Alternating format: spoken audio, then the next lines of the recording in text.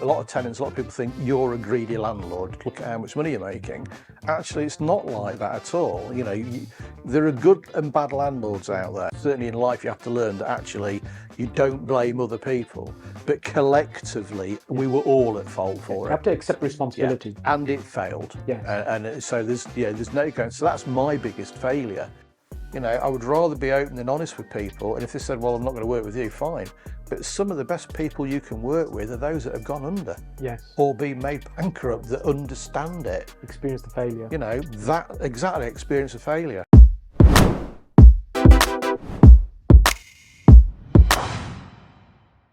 Mark, been involved in property 21 years now. We've known each other about 13 years.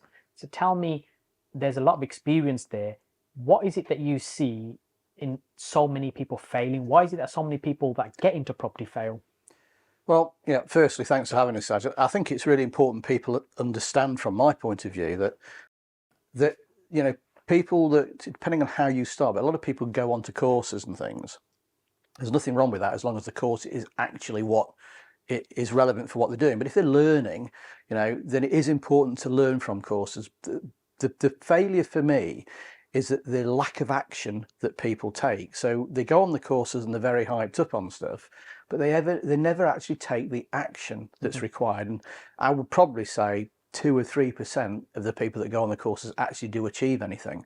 And I think that's twofold. As I said, I think it's not taking the action, but I also think it's, from my point of view, it's a coaching side. It's actually not being able to have that person to talk to. So it's the you know, the accountability is the best word for it. So it's having the accountability and someone that's going to hold them to account to do what they're supposed to do. In general terms, I think people just life gets in the way. So with all the good intentions they've got, wanting to get into property and do it right, they don't do it because they've not got that accountability. But do you think some people enter into property and are unrealistic about what they think they need to do, and maybe even get sold a dream about this is what you're going to do, press the magic button and you're going to be rich next week? Yeah, I do. You know, I know we talked about this before. I think for me, it's a sale of something, selling a course. It's the way things are now sold. The dream is sold. Pack your job in, you know, get into property. You'll be a multimillionaire in a few days. I know it's exaggeration, but that's what is happening. So people have sold the dream that actually it's a passive income. You and I know, you know, 20 odd years in this property world, it's not passive. Yes. You know, you have to work at it all the time. And I think that today's society, people are looking for the quick fix. They actually want to be able to earn lots of money, but not really work for it. And it's a mental attitude, but it's come about by people selling the dream. Do you think some of that can tie in with the type of strategies people get kind of trod down the road? They're going to do a certain strategy because they've seen somebody else doing really well in it, as opposed to, is it the right one for them? Is it the right time in the market for that strategy? Yeah, I mean, a really good point, I think, because you know, the strategies are always important. The problem you've got is that a lot of courses will teach a specific strategy and say, this is the thing. And you know, and I do, we've been on plenty of courses. I mean, I probably do a property course nearly every year, but it's only something that's specific to what I want to achieve. And I think that the point, I guess, when you look at this is that people, they don't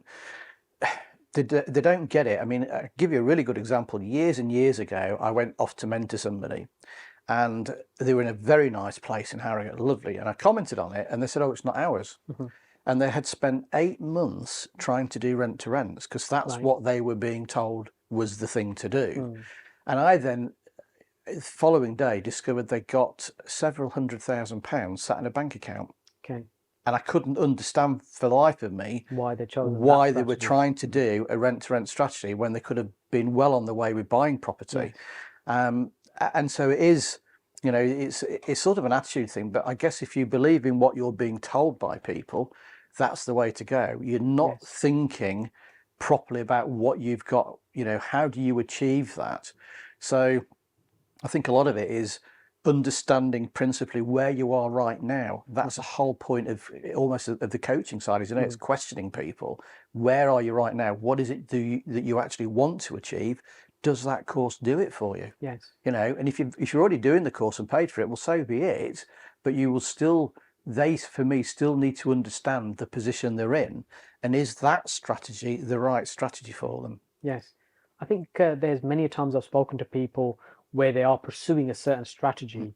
So, for example, the last few years, the market's been really buoyant, very strong, prices are quite high, and there's still people out there actively looking for 25% discount on a deal. Now, I'm not saying those deals don't exist, Yeah. but it's like trying to find a needle in a haystack when the market is not really favorable for those kind of conditions Yeah.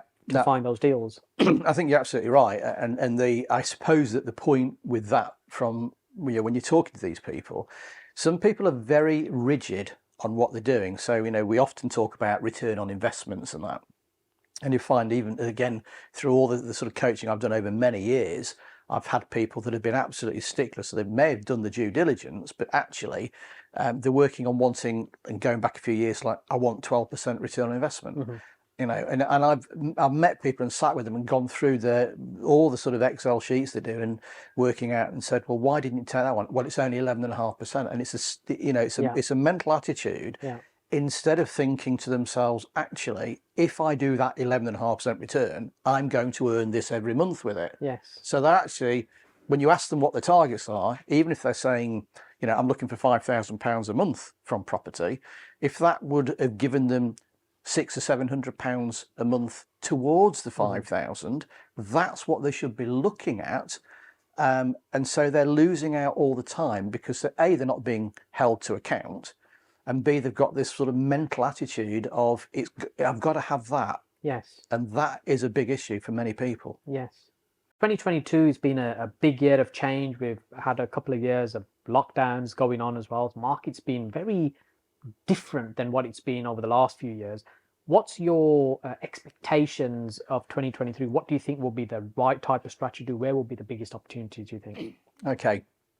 Biggest opportunity. I suppose we're into 2023, and what we're looking at now is what the media are telling everybody. I think that, if I were to say the biggest strategy is flip, it may not be. The point being that actually I don't want to encourage everyone to go into doing flipping if actually they're not in a position to do that. Yes. They may be in a position to grab properties on options. So I guess you've got to look wider afield. So if I went on my strategy, so my strategy for the next 3 or 4 years is very specific, and it would work in a downward market. Now, if we're looking at 2023, and we're getting a lot of proposals, a lot of people suggesting that the market's going to plummet, 20%, whatever. If you talk to the people that really are in the know, that's not what they're saying. And I think that it's a media sort of circus with it all. So strategy-wise, I think you have to do what works for you, but you have to understand the market. So having a second side to it is important. So if you're going to flip, you have to make sure that deal's going to work as a rent, because if you can't flip it, you are going to have to rent it, or you're going to sell it at a loss. Having a plan B. So it's got to have a plan B. And in some cases, I even go for plan Cs. And that is a different strategy. So if you're looking at, let's say, plan B is I want to sell it. Plan A is I want to sell it. Plan B would be I need to rent it. But plan C might be, when you're thinking of the rental side, is it a buy-to-let? Is it a single let? Is it HMO? Is it SA? These are all SAs, the up-and-coming thing. And I think, again, from a strategy point of view, probably serviced accommodation's a good thing for people to look at, purely because 2021, 2022, we've had the COVID, we've had all the lockdowns, and people, it's harder to go abroad. People are definitely holidaying a lot more in the UK. So I think there are advantages to that sort of strategy. So looking at holiday lets and looking at serviced accommodation is a very good one. Yes. If you are asking other strategies available, so I'm doing, as I said earlier, I'm kind of looking at mixed commercial. So I'm specifically looking for units. Now, I don't deal with HMOs. I've done it in the past. Didn't particularly enjoy it, if I'm honest. So for me, things like what I call a single unit, but a multi-block of them. So I would look at something like a multi-use building out there that might have a shop and either a flat above it, or offices, or storage, or whatever. And I'd look at being able to purchase something like that and actually reconfigure it so it becomes flats, and then title split each individual unit. So similar to having a house of multiple occupancy in a way. I guess the difference is that with a house of multiple occupancy, if somebody leaves, often you're only scraping even, you know, and so you've got to get that room filled. If you look at it as a multi-unit instead, and you said, well, actually I've taken that property and I've made, let's say, 6 flats out of it.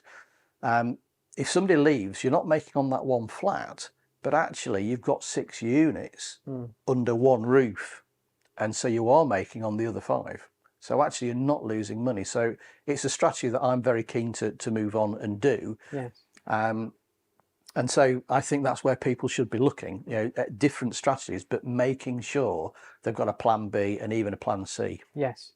So in your case, it's taking a building that's going to give multiple income, as opposed to it being a HMO, for example. It may be mixed sources of income. Could be a shop, could be offices, could be flats, or could be a block of flats. That's it. So you're maximizing the income from multiple rents in one building. But then also with the title splitting, effectively what you're doing is splitting it up into individual retail values, so they're worth more individually. So you've got a second bite of income there as well, or a second bite of profit. The important thing is, and I know we kind of talked about this before, but what's really important is most people don't want to leave money in. And 2023 is going to be very difficult for people, you know, but with difficulty comes lots of opportunities. Yes. And if you look at something like that and you want to, you know, you want to create half a dozen units or whatever it might be, 4, 5, 6, whatever. The beauty about something like that, as you said, is you've got different forms of income. Excuse me.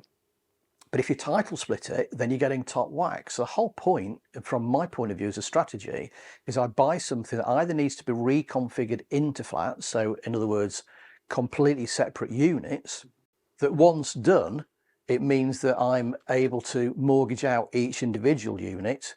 And if you do the figures right and you get your due diligence right, you should be able to come out leaving very little money, if anything, in at all. Yes. So you're going from one building having, say, 4 flats in it, and you've actually ended up leaving no money in it. Yes, you've said something very interesting there that I certainly resonate with, and that's when we're looking at a strategy.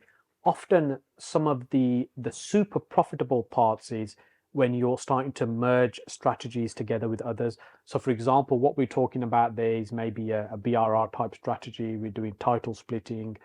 Possibly some control on the property, possibly some planning gain as well. So those combination of things mean that actually your chances of making a profit significantly higher than just going for, say, a simple, I'm buying a block of 6 flats, I'm going to split them up into 6 individual flats. Yeah, and I think that people need to recognize this more. So, you know, even if you're sort of new to the business, I would never suggest anyone that's new just goes into trying to buy a block of flats and title split. It's a specialist thing. But you do need to look at not just the single strategy, but the overall strategy, if you like. So, you know, what is a HMO and a serviced accommodation and a buy-to-let and a commercial, is that a strategy? You know, what I would more take the route of, where are you in life? What do you want to earn? How do you earn it? And maximize everything. So if you're already a landlord, you should be maximizing your portfolio now. If you haven't already done it, you need to be doing that now. Yes. If you're new to it, you need to look at your strategy, but think, how else can you add the value in order to get the money, either all the money out or as much out as possible? And most people are frightened, if you know, certainly when they're new to this business, are frightened of losing money. You won't lose money if you're prepared to hold on to it. You will lose money if you don't get your facts and figures right. So if you don't do that due diligence right, and your specific strategy is, let's say, a flip, and actually you've taken on a big redevelopment as an opportunity, and with the prices as they are and the costings with labour, suddenly you're caught out. And one of the things that I have always found quite interesting when you talk to people about costings as well, is that nobody really talks about the interest on borrowed money. And that's really, really important, because, you know, people now, certainly within our industry, we're loaning money, but we're loaning money at 8, 10, 12%. Yes. So, you know, that's a big interest whack when you think about it. Change your costs completely. Yeah, very much so. And if you're only talking a small, you know, small flip, something that might be up north it might be £100,000 that you're going to sell for 150 as a good example, then you've got to take everything into account, including, of course, the government's 3% stamp duty. Yes. And we talked earlier about people looking at deals and analysing and not doing things and progressing and stuff. So I guess one side of the coin is that people will look at stuff, be slow in making decisions, analyse, reanalyse, overanalyse, analysis paralysis, don't make a decision, and they get stuck in that indecision phase. Yeah. And the other phase, or the other side of the coin, is that people will sometimes jump into a deal without really understanding what they're getting themselves into, because they only understand the surface level. Yeah. And the lack of due diligence. Yeah, and again, a real big problem for a lot of people is this. So, and that's what scares people away. So, with kind of looking at it and thinking, people are getting attracted to come into property because they've basically got this idea that it's great, you can make lots of money, be a multimillionaire tomorrow, haven't really got to work for it, it's a passive income and all that. And then they're learning the basics. So you'll find that most of the courses out there are learning a bit of everything. Yeah. And that's great, but actually where they need to learn themselves is, where do they go next? What's their plan? Yes. So you asked me earlier, what was my plan? Well, the next 4 or 5 years is the title splitting, it is the multi-unit stuff. And I've got that planned out. Now, as you do more of that, you build your depth of knowledge as well. Yes. You do 1-2 deals, you learn the intricacies, little mistakes, and efficiencies, hacks. Yeah, and it's just like running a business, as you know. You'll get your systems sorted eventually. You don't get it right first time. So anybody that's getting into property now, they have to really look. I think it's twofold. They need to look at the market and understand the market, which often is something that's not discussed. Yes. As you know and I know, at courses. So you really need to get the knowledge by networking, by talking to other landlords, being a member, say, of the NLA or RNLA as it is now, just general getting really involved in it, rather being than just doing people a that course. have the experience. Yes. And talking to people that are actually doing what you want to do, rather than just the theory, because there's the difference between theory and practical can sometimes be quite a big difference. Yeah, there is, and no one's perfect. No one knows everything, so it's really important that you get that knowledge. Excuse me, but it's also really important that people then take the action, but they still need the accountability. And so when we say what stops people, as for instance, moving forward in property, it's not that they haven't then got the general knowledge, it's that actually they're not quite sure where to go next. So it's what strategy should I do? What fits in with what I'm doing? What's the lifestyle they want? What's the planning that they've got? Most people don't even plan. I mean, you should be doing it, in my opinion, and the way I do things is every month. So at the end of every month, I just look at the month. What have I done? Did I achieve what I wanted to achieve? If I didn't, why didn't I? And then what have I got planned for the next month? Yeah, tweak accordingly. And you just tweak it, and you do that every month. And at the end of a year, you do the same. Yes. So when we were saying earlier about, where we are with 2023 and what's happening, I think people have got to recognise, certainly if you're a landlord now, whether you've only got 2 or 3 properties or 23 properties is irrelevant.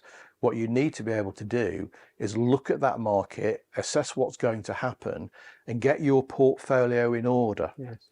And a lot of people have left it too late, in my opinion. They have to get it in order. And for new people, they've got to look at how they're going to add more and more value to whatever strategy it is that they're doing. Because lots of strategies still work. It's not as though 2023 will be the year of only 2 strategies, for example. Many different strategies will still work. Some will work better in different parts of the country, different geographic locations. Some will suit certain individuals and personalities better than others. So lots of strategies will still work. But now we also have to be mindful of changes in the market, in the economy, how maybe we can bring more value. So, for example, in serviced accommodation, if we are looking at serviced accommodation, there's already lots of rumblings and noises within government about maybe some changes happening there. So we have to have foresight around how can we maybe pivot from that strategy, if that is the case. So let's say, for example, somebody's looking at, say, flipping property. They decide that's the thing that they want to do. What sort of things do you see that people often miss when it comes to the due diligence side of a deal like that? Okay, so I suppose on due diligence, one of the most important things, if you're going to flip, is understanding the market there. So really, a simple question is it the right area to sell? What sells in the area?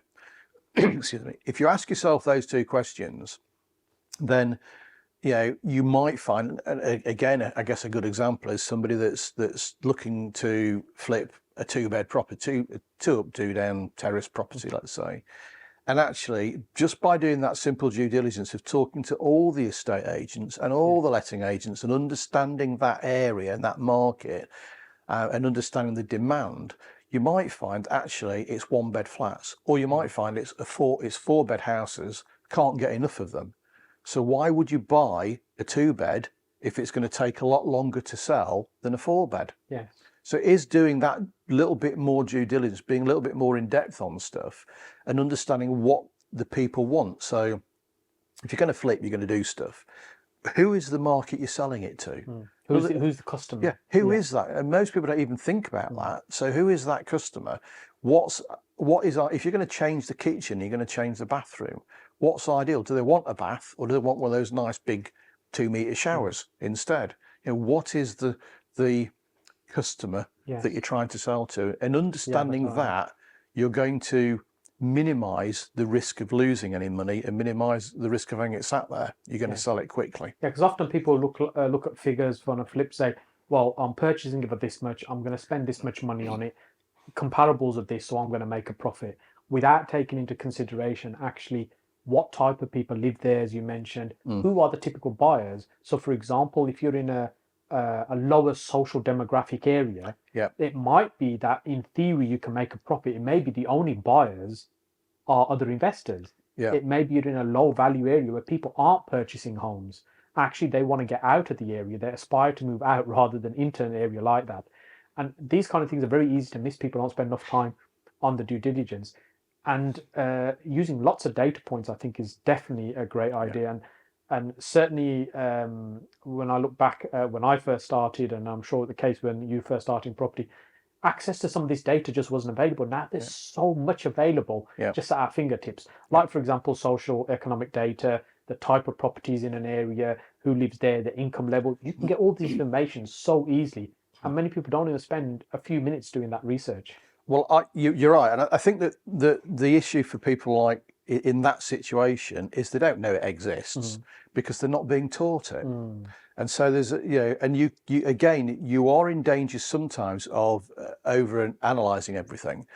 But until you've got that sort of in-depth data, and the best way to do it is to do it once and understand that area. Yes. And that's what you're focused on. So you know, when I've coached people in the past, I'll say to them, as a for instance, well, what rent do you get for a 2-bed here then?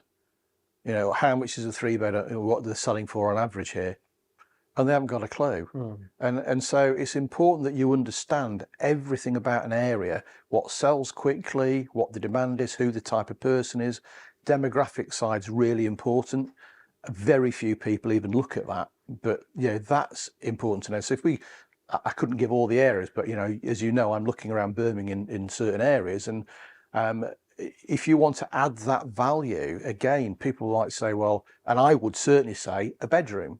If you're going to buy a 3-bed, turn it into a 4-bed, because the difference between a 3-bed, which is from an area perspective, they should know this. Yes. They should be able to say, as a for instance, I can buy a 3-bed semi-detached property here for £190,000 to 200.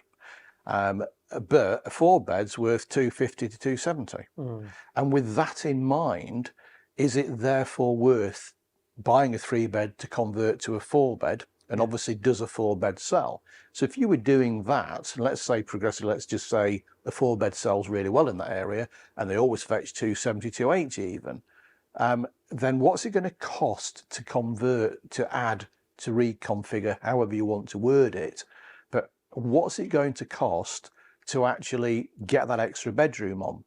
Now, if it costs you 35 or 40,000 pounds, but it's adding 70, 60, 70, 80,000, that's what you should do. Certain areas in Birmingham, there's only 20 or 30,000 pound difference. It's just not enough, because it's going to cost you almost that just to do it. Yes. And then I suppose that rather than having that almost thought of, a sticking point of, no, I've got to turn it. And that's the other thing about being taught on courses. You've got to do it. No, you haven't got to do it. What you've got to do is make sure that it's profitable. And when you're costing out, probably the biggest thing I find for costings is people just don't take into account the interest rate they're paying. So most people will borrow money from somewhere, and there's an interest rate, but it's not just, the interest rate isn't just a one-off. It's for however long you've got the this. recurring cost of that money. Yeah, and if you're going to borrow, let's say you borrowed £50,000 off somebody, and you were paying them, kind of keep your maths easy and just say you paid them 10%, you're probably not, but let's say you were, it's £5,000. If you're buying something cheap, a cheap flat that's 80, 90, £100,000, and you're borrowing that sort of money, the up, if you like, getting it up in value is probably insufficient when you're thinking, oh, I've got to pay £5,000 interest as well, and maybe you borrowed it for the year. Can you do the whole project in a year? Can you buy it, refurb it, reconfigure it, whatever, and sell it? Yes. Now, we're in a situation right now where I think in 2023, we're very beholden, similar to 2009, 8, 9, when things really panned out then. We're in a situation where the finance houses basically hold the money. They're the ones that will decide. So I guess the question is, can you actually get it mortgaged as well? So you've really got to look into, you've got to have that knowledge, you've got to have that in-depth of an area, and you've also got to have that networking where you can contact a local person and say, what's the current interest rate? Yes. Can I get a mortgage? Yeah, you often hear about projects taking longer and costing more. And these are common things you hear. Even experienced people fall into that trap as well. But people don't often talk about the cost of money that's associated with that. And when you build all of that in, has a project even been viable? Have you actually even made any money from it? Yeah, and one of the issues I find with this is that even the experienced people that both of us know, and I've had it with so many that I've coached in the past, they've gone out and they've actually bridged. And they've bridged on a 6-month basis because that's what they think they only need. Someone's told them we can build this and we can do all that work in 3 to 4 months. So 6 months is okay. No, it's not okay, actually. I think that what's probably not explained, and I'm not a finance person, by the way, but what's not explained, in my experience of it, is if you bridge for 12 months, whilst you've got a little bit more to pay, if you settled the bridge early, you're not paying all that interest. Yes. Yeah, if you check, the most bridging products are allowed to do that. So it's checking that you can do that. That's and a good mortgage broker, advisor, would give you that information and tell you, look, have a little bit of a safety net. Don't leave it to the last minute. And unfortunately, when we talk about bridging, there are some ruthless companies out there as well who are quite happy to see you fail because they're just going to take the asset and make money there as well. Yeah. Earlier, you also mentioned about landlords with existing portfolios, and some of them kind of got their head buried in the sand, not really thinking about what's going on. Yes, we've had the impact of Section 24, and meaning that they're not being able to offset their interest, mortgage interest now as a cost, and probably even paying more tax on some size portfolios. What do you think are some of the problems potentially building up with smaller landlords, some inexperienced, more novice landlords are not really seeing the bigger picture? Okay, so I think there's several issues that people will have if they're fairly new to it in that respect, and they're more of a novice. Is first of all, there's all the government side of things. So the fact that in 2025, although it's still not quite 100%, but it looks like your EPCs have got to be a C registered. I don't know about you, but I look at a lot of stuff at the moment and the Ds, some are even E's. So, there's a lot of money to be spent on that. We come to, reconfiguring in a few years' time, you can't have gas boilers, for instance. At the moment, that's what we're being told.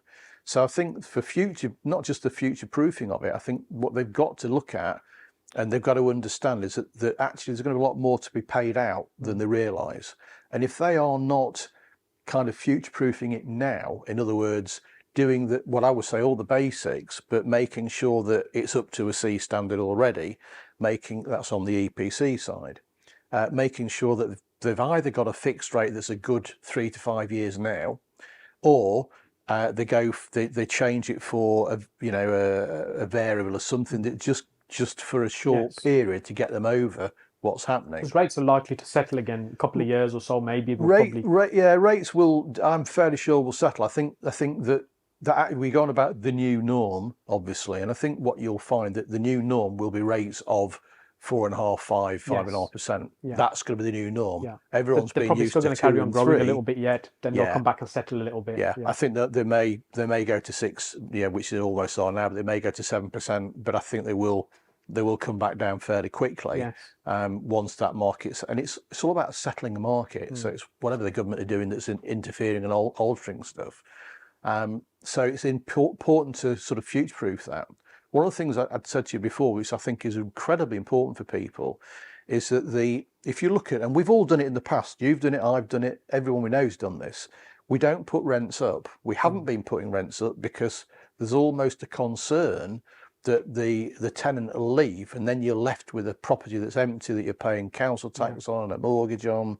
Especially a house or a flat where there might be light renovation works, you've got some works you need to do on the property, you've got a relet, you might have a void period, all adds up at cost, and you think the tenant's been there for a few years, let's not bother them and leave it as it is. But rents have changed massively. But rents have changed, and I think the rents have changed massively because of Section 24. So I think George Osborne, who introduced it, everyone said at a time it'd be the worst thing you can do, because the only person that's going to end up paying for this is the tenant. We will put our rents up, and that's exactly what's happened. And the media wasn't talking about that then at the time. It was a case of club of the landlords with this new tax, as it were. But really, it's the tenants that suffer at the end of the day. Or anything that a government, yes, it is a business, and anything that a government does will impact on the landlords tax-wise. And so it's not as if, and I think you get this, a lot of tenants, a lot of people think you're a greedy landlord, look at how much money you're making. Actually, it's not like that at all. There are good and bad landlords out there, and the bad ones don't give it a good press for the good ones. But the press, they become representative in the media of all landlords, and even though there's a few bad apples like that, and most good landlords and most of the people operating in this sector, they look after their property, they spend money on their properties, they make sure the tenants are looked after. They're carrying all the risk as well. They've got an asset, 100 to 300,000 pounds, for example. Tenants paying a few £100s a month. If they don't pay, they miss a couple of months, or if they need to evict them, try going through an eviction process. It can drag on for months and months. And for many smaller landlords, that could wipe somebody out. And that's why it's so important really to future-proof. When you come into the rents, and we said they've gone up a lot, if you've not put anyone's rent up for 3 or 4 years, it's a shock for that person if you suddenly turn around. Actually, the market rent is now £850. I know you're only paying 600, but you're going to have to pay 850. They are going to leave. They're not going to stay at that. So actually, it's in a way, it's not being a greedy landlord. It's actually, if you're looking at future-proofing it, but for me, it's actually being fair to the tenant. If you put it up each year, even if it's only by inflation or a couple of percent or whatever, put it up each year, it's not a massive amount for them, but it keeps you in sync with everything, which is what you need to do. It keeps you in line with the rates. And I remember last year was the first time, a lot of our properties are HMOs, inclusive of bills, and we increased our rents because of the rising utility costs. And that was the first time that we'd increased rents in more than 10 years of doing these type of properties. Whilst the tenancy is in their tenancy, i.e. they're in a periodic, and we've increased the rent. Whereas ordinarily we would have just wait until that tenant moves, and whatever the market rent is at that time, we remarket that time. But because the costs are rising, as we said earlier, it's a business as well, and we have to make it viable for the risk that we that we carry. Yeah, I agree. I think that tenants need to really realise that. But you touched on the point about courts and taking people to court to get them out. There are professional tenants out there that really understand what they can get away with. And so any sort of, I say, newish landlords to this, or people that got 2 or 3 properties that have done it for a while but haven't done it effectively as a business. And that's the word. It is a business. You should treat it like a business, and people don't, because they just don't get it. It becomes a more of a sideline hobby Yes, yeah. Oh, it's going to be my retirement. That's how a lot of people put it. A lot of I call them amateurs, but a lot of people will just say, "I've got a couple of properties and it's my retirement." Yeah. Well, it is whilst it's there. But if you don't treat it as a business, you're going to lose it. And if you lose it, it isn't your retirement anymore. Yes. So they've got to become more professional in what they do, what they're learning. Their attitude towards it as a business. I mean, you'll say, I go and speak on the circuit, different planning places and stuff. And I often will say to the audience immediately, how many people are how many people have got houses? And they'll put their hands up. And you might find that in that room, you might find, I don't know, 20 people put their hands up, as a for instance. Then I'll say, and how many people have got businesses? Hardly a hand goes up. One or two. You know what it's like. You think, why? So I have to sort of say, look, just put your hands up if you've got houses. And put it out. So why are you lot not treating it as a business? Yeah. And that's your issue immediately. Yes. They have to understand, like you're saying about systemizing. You are systemizing a business. Yes. It's so important to understand that business. And I'm afraid a lot of people out there don't get it. With more than 2 decades of experience, what would you say has been your biggest failure during that time? Good question. Most people don't want to answer it, quite frankly. But I guess my biggest failure in a way is everything's a learning curve, and we're always going to fail at various things, whatever we say, however much we know, whatever we think.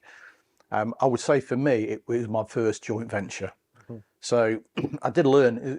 You could call it a failure or lessons learned, if I'm honest.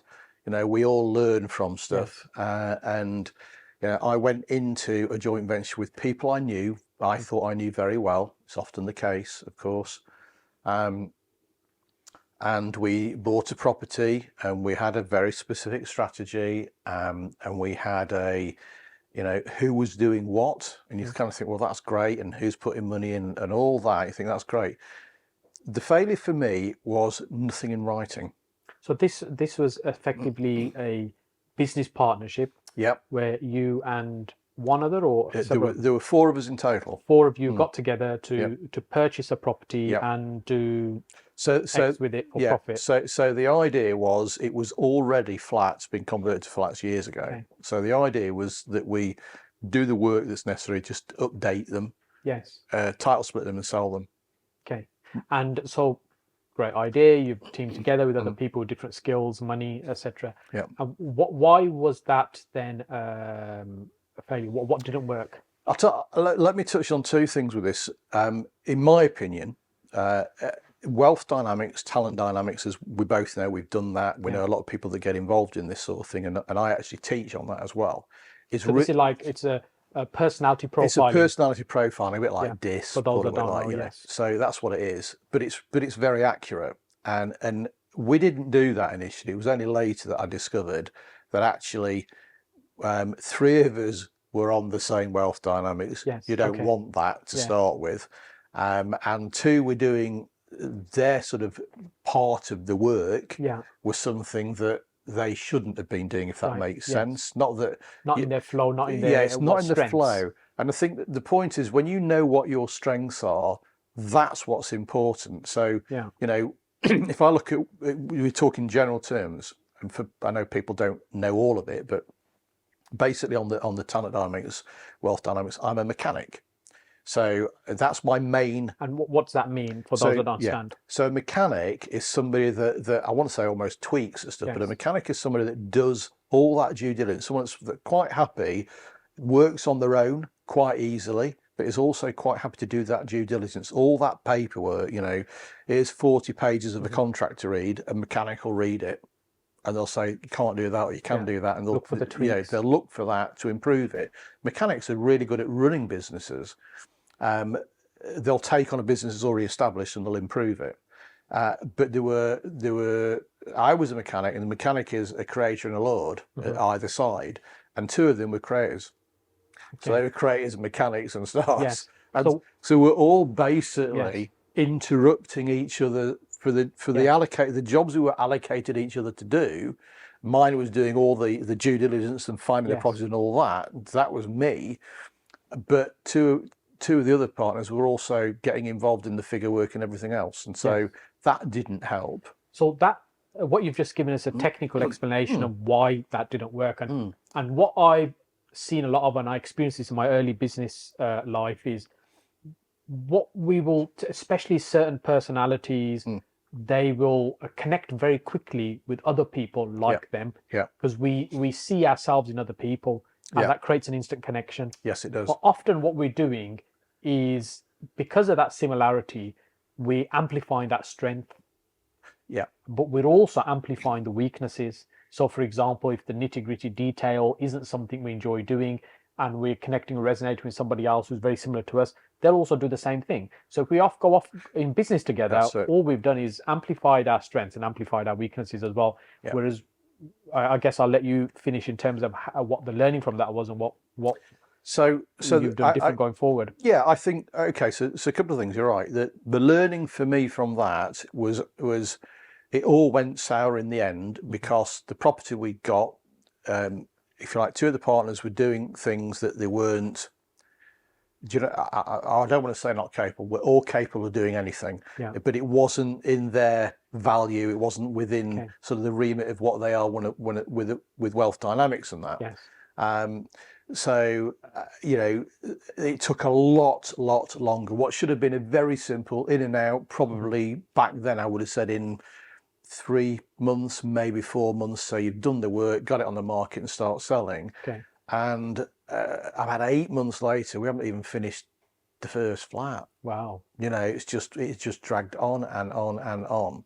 And I think once we sort of analysed what was going on, it became very clear that they hadn't got their eye on the ball with what they were doing.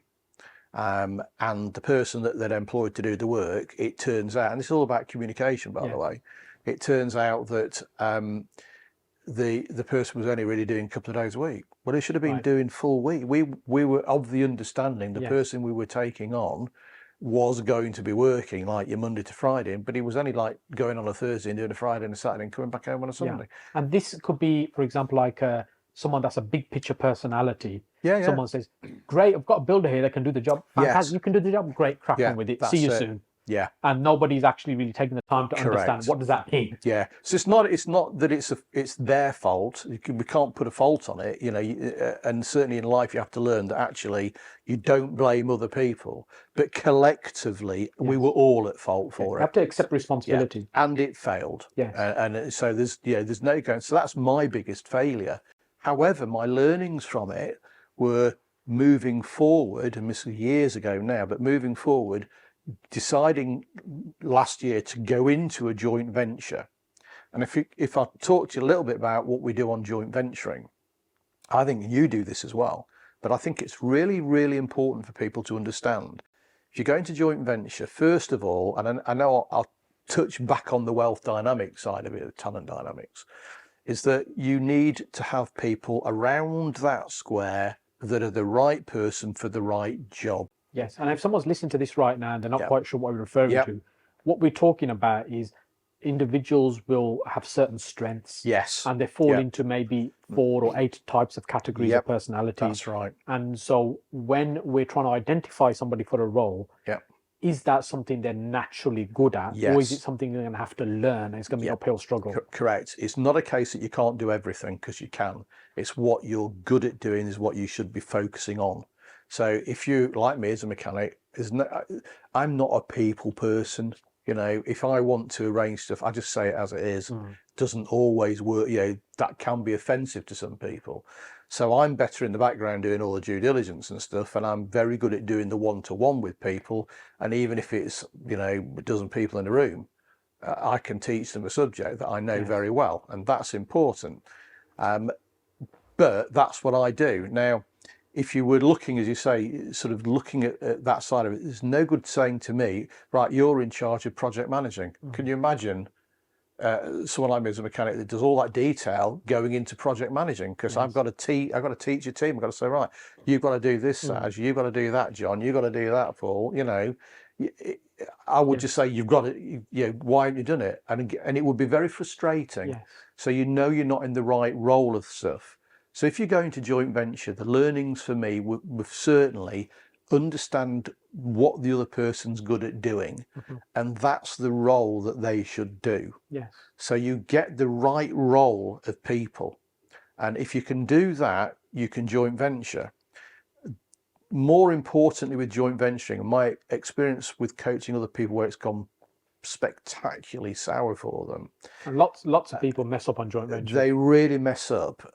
You've got to have trust in the person. You don't have to like me, but you've got to have trust that I know what I'm doing and I can do it right. But more importantly is you have to have a strategy that you all agree with, so you're not arguing over strategies. There are things like having it in writing. Never be afraid to actually check the person out. You can go independently and have them checked out. You know, check them yourself if you want, but you can go onto company's house, see what directorships they've had, if they've had failures, if it's closed, if it's dissolved, whatever. Ask them about it. If you don't ask them, you know, it's something that might be hidden. Yeah, you don't want to sweep it under the carpet. You want to have the conversation.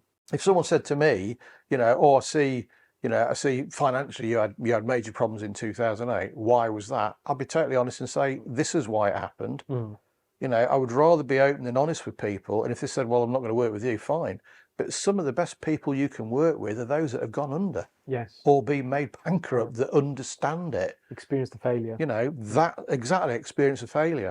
And so from a joint venturing point of view, again, it's getting all the basics and asking all those questions and having it in writing. So what's your job role, if you like? What is your role in the company? Yes. Put it in writing. It's almost like having a heads of terms. Yeah. What is the strategy? What are we doing? What are the voting rights? Things like that.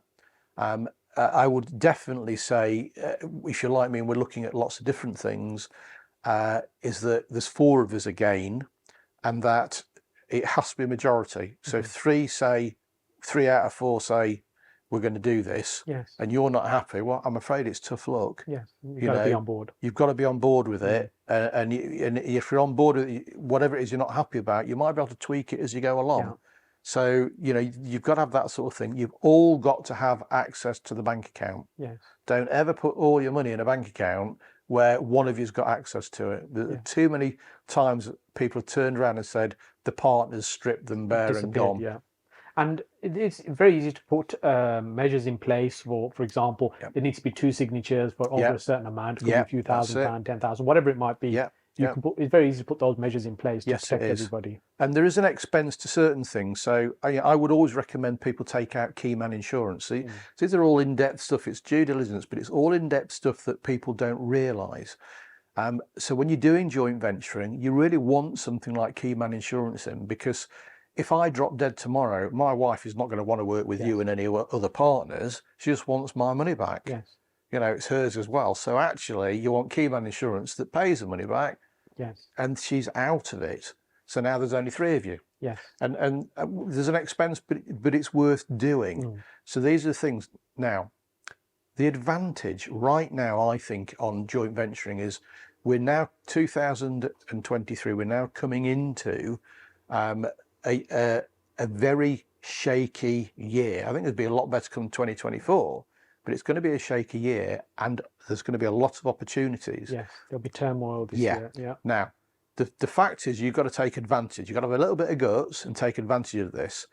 You can do it once, or you can do it, you know, 2 or 3 times if you're joint venturing. So if you're joint venturing, I could be doing, like I am right now, actually. I'm buying a place right now myself, and I'm looking for stuff for the joint venture part, and actually made an offer yesterday on one. I don't know if it'll go through, but the point is, I could be doing 2 things this year. I could be doing 3 if I have another joint venture, you know, because I'm not doing, with joint venturing, I'm not doing everything. Yes. I'm doing what I'm good at doing.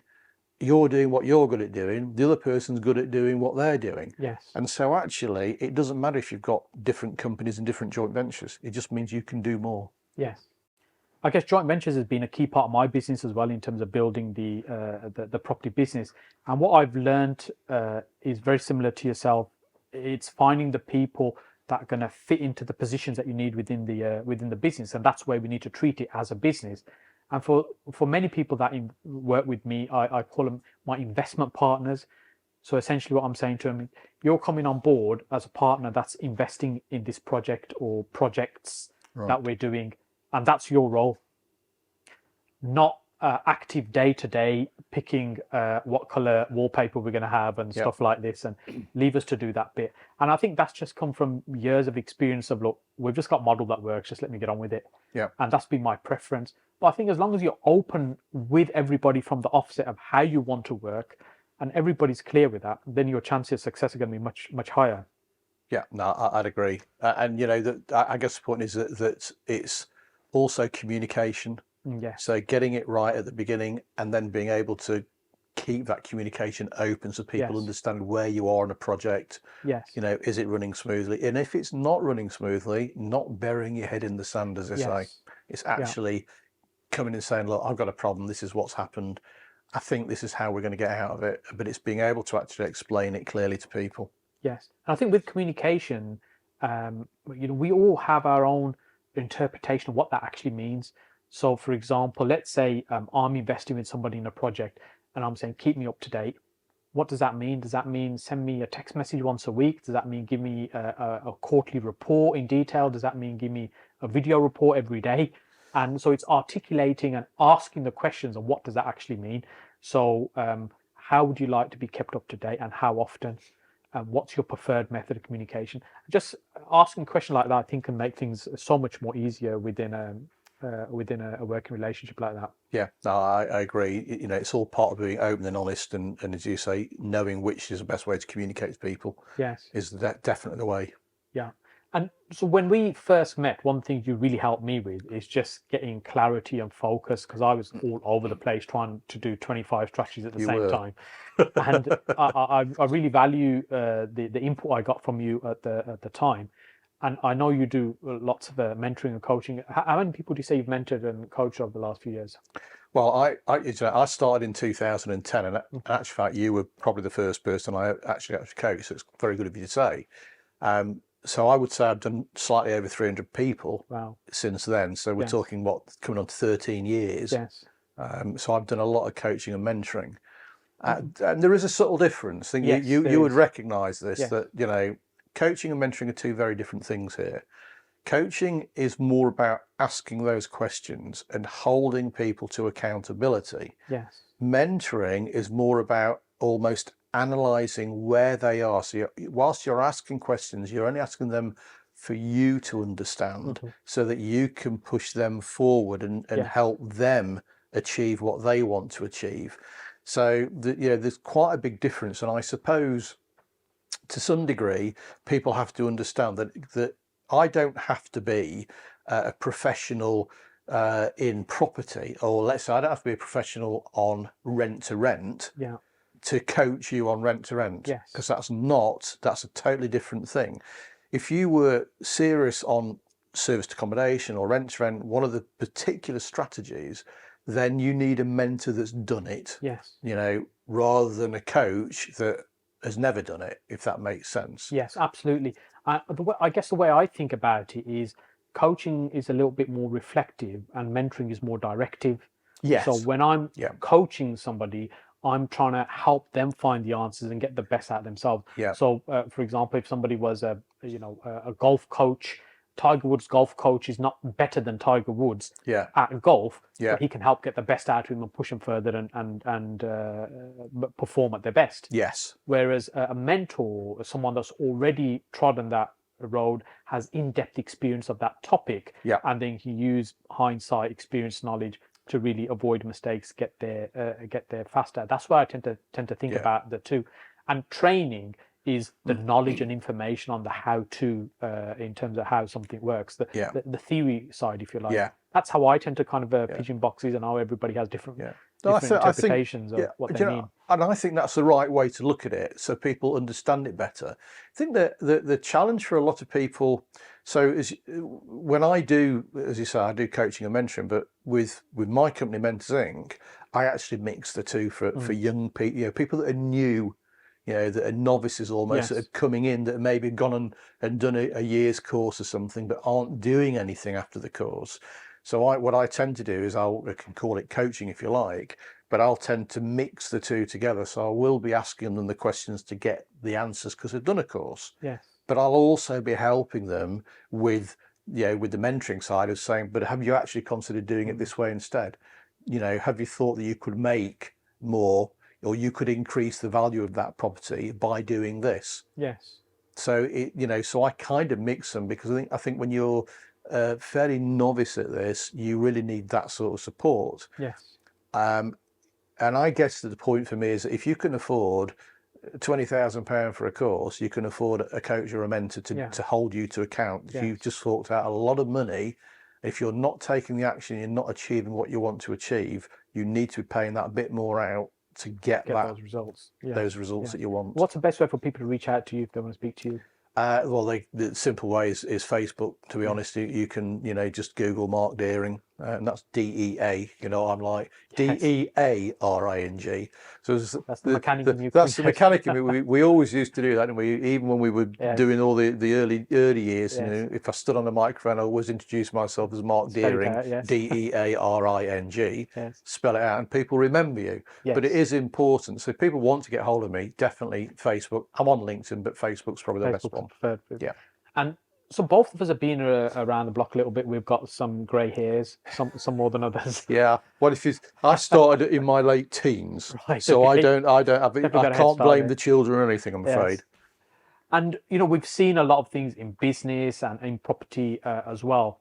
And I guess for those people that are starting now, so for example, I've been in business 30 plus years now, and when I look at somebody starting now in the 20s or early 20s, or my kids, the thinking and the mindset is very different. Yes. What do you see as the difference in the younger property entrepreneurs of today versus maybe 20, 30 years ago?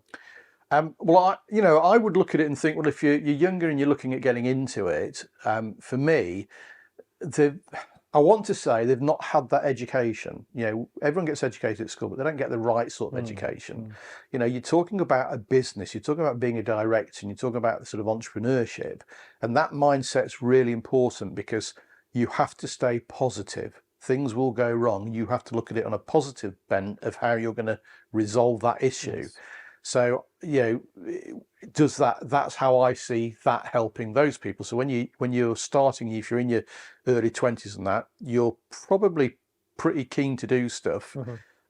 My sort of advice to anybody like that is keep getting that knowledge. So keep doing the networking and teachings and learning, but also get that accountability. Get someone that will help you through it and show you those pitfalls before it happens to you.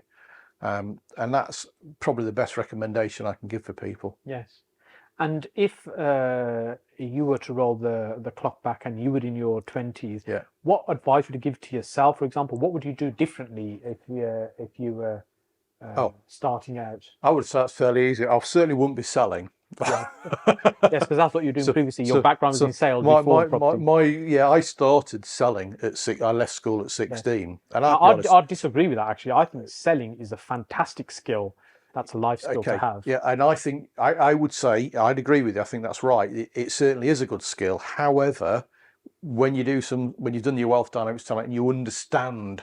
Yes. So I understand why every couple of years I was just going from one job to another job to another job, but it was always the same job. And if you think about it, and again we're going, you learn as you get older. You learn you do learn from your mistakes, but you can look back and think, oh yeah, of course that's why. And so I was just going from being a sales rep with one company to being a sales rep with another company to being a key account manager with another company to being a national account manager with another company. And so I was doing that, but it was always sales. And you're right, it can be a good grounding, but I'm not the sort of I'm not a people person. I recognise, it's not that I can't do it, of course. I think you're a nice person. I was right, thank you. I'm an honest person, however you look at it. But I think it's really important that, when you look back, what advice would I give myself? It probably would have been to have got into property and been more entrepreneurial back then. Yes. Yeah, I think that's definitely something when I think about it, and I think, what would I do differently is a question you get asked. And it is exactly that. Get started in property earlier. Actually, when I was at college, I went through a phase of selling as well, kitchens door to door. So I got used There to you go. knocking on Even doors harder. Yeah. and try and pitch them an idea of a new kitchen. I think at the time it was a bit of a laugh, but I think it was good experience in terms of character building when I Yeah. look back now. Yeah. And then when we were at university, my housemates and I sat around one day working out how much our landlord earns and think we should buy a house. Yeah. And we went off looking for houses the following day, and by the third day we'd lost interest and gone to something else. Yeah. Just that small decision could completely change your life. It can. I mean, you mentioned door knocking, and you're a brave man, quite frankly, because I've been an elected councillor for 20 years, on a local council, and we have to go canvassing, and I absolutely hate it. I hate door knocking. That's slightly different, I think, when you're trying to sell yourself. Yeah, I know, and I thought, you know what, it's not for me. Yes. Not that. I try and avoid that at all costs. But yeah, so I think you learn as you get older and you get comfortable. But to be an entrepreneur, you have to be able to get out of that comfort zone. Yes. You have to stretch yourself and learn more. I think there is. I mean, just my personal experiences. I think my kids haven't got the same drive as I had when I was their age, and maybe because I've created a more comfortable life for them and stuff. And my wife always says they're never going to be as hungry as you or as hungry as you were, because it's just a different time and things. Yeah. But then I also think, if now somebody was starting in property at that age, it is so much easier now than it was then, just because the amount of data and information that's available, analysis and access to information and just free content like this that's available. You're absolutely right, and I think for the younger generation, I kind of look at it twofold. So as you know, I've got 2 kids, and they are workers. They really, despite what whatever comfort zones you want to give them, your girl's lovely, but despite that, you just got to say they're not educated to be entrepreneurial. They're not educated to be workers. If you look at your TV and you look at everything nowadays, the young person wants the trappings of being rich, because that's what they call it, but they don't want to work for it, because there's not a work ethic in most, not all, but in most young people don't have that work ethic. And that's really sad to know, because actually, we're in a business, you have to work at it. And ultimately, when you get very successful with it, of course you can outsource things. You get other people to do the jobs you don't want to do. But initially, from a young age, you have got to work at it. You've got to have that knowledge, but you actually have to do the work. Yes. If you can, it might be tough for 2 years, 5 years, but once you've done it, it becomes easier for you. But yes, I think the younger people really do need to learn the work ethic. Yes. This grumpy old men stuff we could probably do for another couple of hours. So sure we'll move on. I'll move on from that. So before we wrap up, one of our taglines, our core tagline is to stay humble, stay hungry, and dream big. Yeah. What does that mean to you? Okay, so if I would take it stage by stage, stay humble. Okay, so I think that's not being arrogant to start with. I think you've just got to be yourself. You are what you are, and you've got to be open and honest and true to yourself and to other people. So that was stay humble. What was the next one? Stay humble, stay hungry. Stay hungry. Oh yeah, stay hungry is the work ethic for me. That is, you've really got to, if you enjoy doing what you're doing, it's not a job. I love what I do. If you were saying to me, what day is it today? In most cases, I probably couldn't tell you, because I like doing what I do. My weeks go really quickly. So, that's what you've got to do for me. So that would be that side. And dream big. And dream big is all about having those plans and goals for me. So if you you should plan out your year, the next 12 months. So you've got to look at short, medium and long-term plans, and recognize that not all plans work. You'll have ups and downs throughout that cycle. But if you don't have a plan, you don't have those goals, you don't know what you want, you're never going to achieve it. And I think you have to dream big in order to do that. But, a dream is a dream. It's not a reality until you take the action and you work towards achieving it. Yes. So planning is the most important thing. Thank you. Mark, thank you so much. It's always a pleasure to spend time with you. Much appreciated. Thank you for doing this. And thank you for having me.